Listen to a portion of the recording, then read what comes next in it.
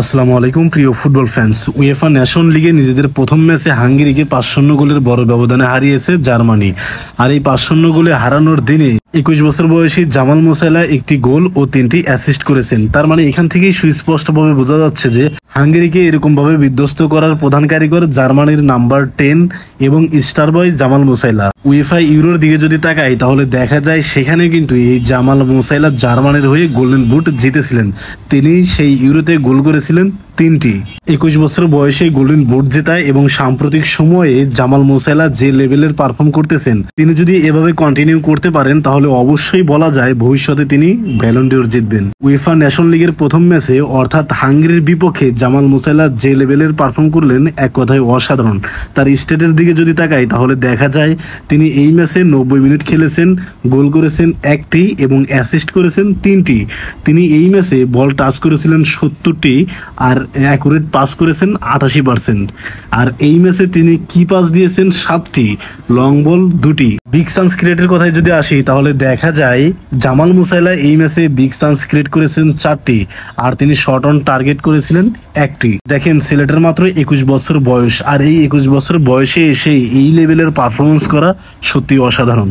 তিনি সাধারণত left winger এবং অ্যাটাকিং মিডফিল্ড জোনে খেলতে পছন্দ করেন, কিন্তু মাঝে মধ্যে কিছু ম্যাচে দেখা গেছে তার পজিশন ছেড়েও দলের প্রয়োজনে তিনি কিন্তু একদম নিচে নেমে এসে বল কন্ট্রোল করে ফাইনাল থার্ডে বল পৌঁছানোর জন্য চেষ্টা করেছেন এবং খুব সুন্দরভাবেই সফল হয়েছেন। এবার একটু ফরমেশন নিয়ে কথা বলা যাক। জার্মানি মূলত 4-2-3-1 এই ফরমেশনে খেলেছে। 4 জন ডিফেন্ডারের সাথে 2 জন defensive midfielder, Florian Wirtz right winger এবং জামাল মুসাইলা ছিলেন লেফট উইঙ্গার। আর অ্যাটাকিং মিডফিল্ড জোনে খেলেছেন কাই হাওয়ার্ড এবং নাম্বার 9 হিসেবে যে খেলেছেন তিনি হলেন নিকোলাস ফুলক্রাগ।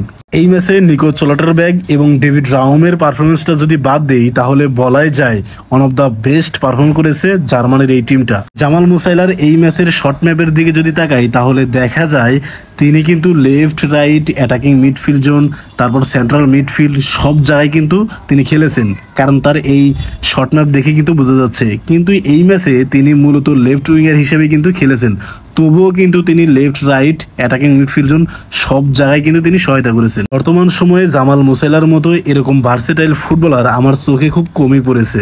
এদিকে হাঙ্গেরির ফরমেশনের দিকে যদি তাকাই তাহলে দেখা যায় তাদের ফরমেশন ছিল 3-4-2-1 ফরমেশন।